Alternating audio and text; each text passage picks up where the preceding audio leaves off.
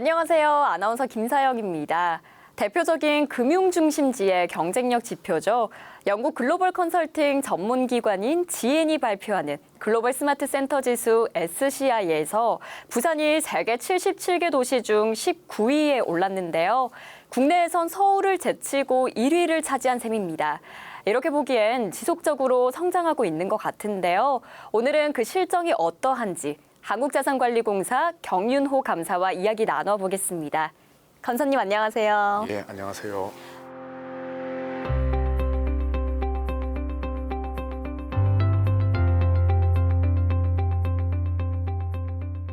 그럼 본격적으로 이야기 나눠보겠습니다.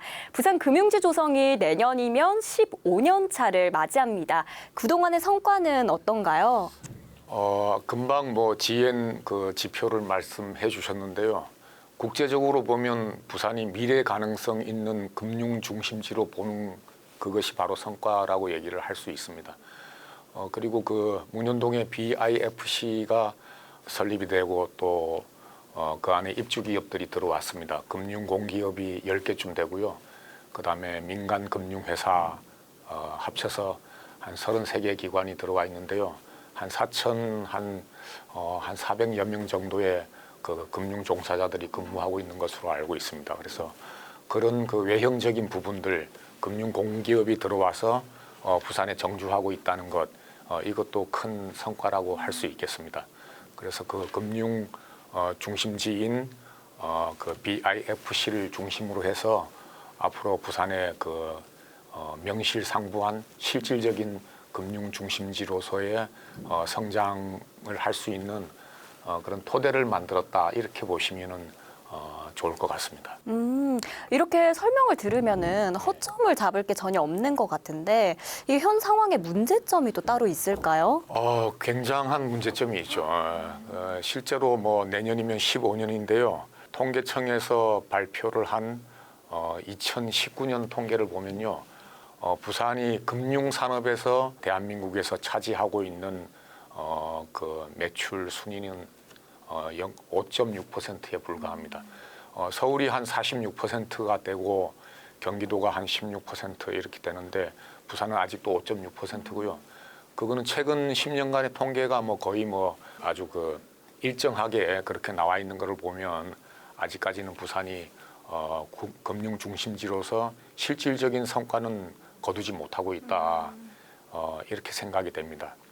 그 이유는 정부의 금융 공기업들이 내려와 있지만 아직까지도 그 관주도의 그런 금융 육성 이런 것들은 어느 정도 이루어지고 있는데 그것이 민간 영역으로까지 파급이 되어서 민간 금융기관 그리고 또 외국의 또 유수한 금융기관들 이런 기관들이 들어와서 실질적으로 부산에서 미래 산업으로 얘기되고 있는 여러 첨단 산업들을 도와야 되는데 그런 측면에서 아직 많이 좀 부족한 것 같습니다.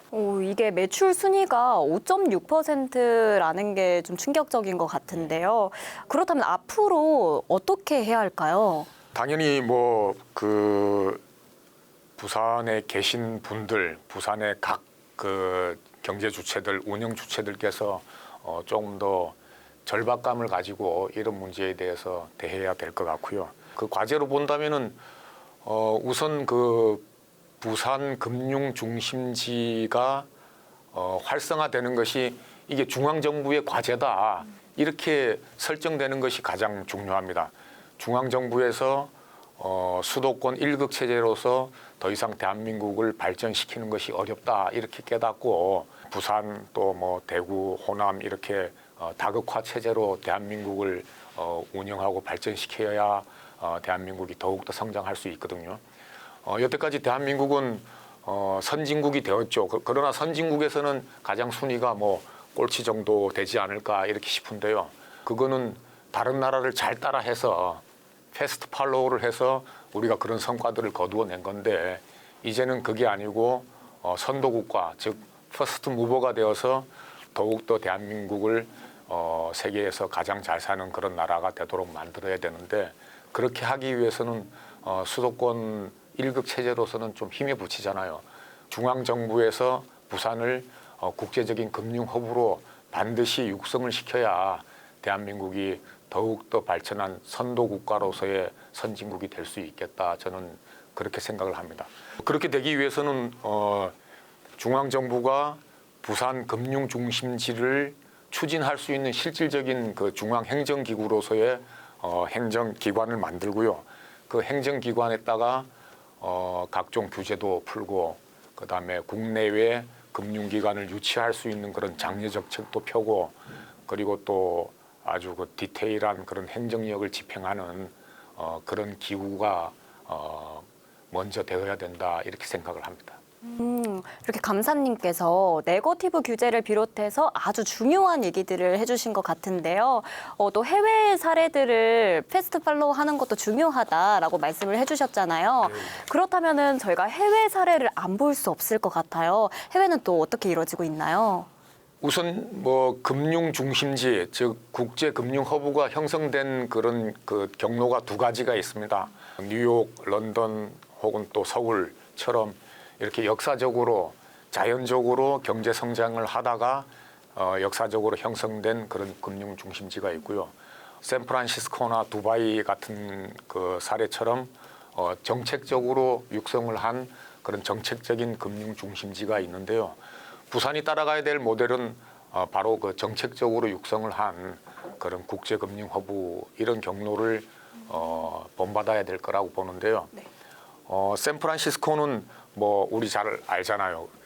IT, 뭐 또 미래 첨단 산업 그리고 거기에다가 우수한 인적 자원을 결합이 되어서 거기에 벤처 캐피탈 그다음에 핀테크 이런 것들이 결합이 되어서 지금 샌프란시스코는 아주 전 세계의 4차 산업혁명을 이끌어 나가는 기수가 되고 있잖아요. 그리고 두바이 국제금융센터 예를 들면 좀 더 우리가 배울 게 많이 있다고 생각을 하는데 금융특구를 설립을 했습니다. 그리고 50년간 법인세를 면제를 해주고요. 투자 한도도 철폐를 하고 특히 외투 친화적인 환경을 조성을 했고요.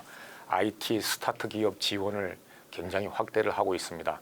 그래서 지금 국제적인 금융 허브로서 두바이가 중동 지역에서 무려 꼴찌에서 선두로 치고 나가고 있다 이렇게 평가를 할 수가 있겠죠. 그래서 우리 부산도 샌프란시스코나 두바이처럼 정책적인 금융 허브의 모델을 잡아서 중앙 정부에서 정말 우선 과제로 생각을 해서 부산의 국제 금융 허브가 될 수 있도록 추진을 해야 되지 않을까 이렇게 생각하고 있습니다.